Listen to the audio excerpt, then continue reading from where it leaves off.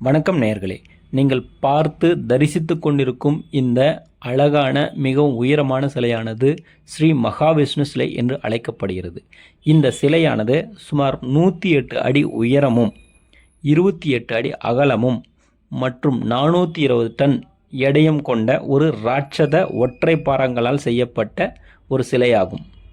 இது திருவண்ணாமலை மாவட்டம் வந்தவாசி தாலுகாவில் கோரக்கோட்டை என்னும் இடத்தில் இருந்து செலக்ட் செய்யப்பட்டு சுமார் 7 வருடங்களாக அதனை பல்வேறு வல்லுநர்களால் சிலை செய்யப்பட்டு அந்த சிலையை மெதுவாக திருவண்ணாமலையிலிருந்து 7 வருடங்களாக கொண்டு வந்து கோரமங்கலா ஈஜிபுராவில் உள்ள கோதண்டராமசுவாமி திருக்கோவிலில் பிரதிஷ்டை செய்யப்பட்டு இன்று கும்பாபிஷேகம் வெகு விமர்சையாக நடைபெற்றது.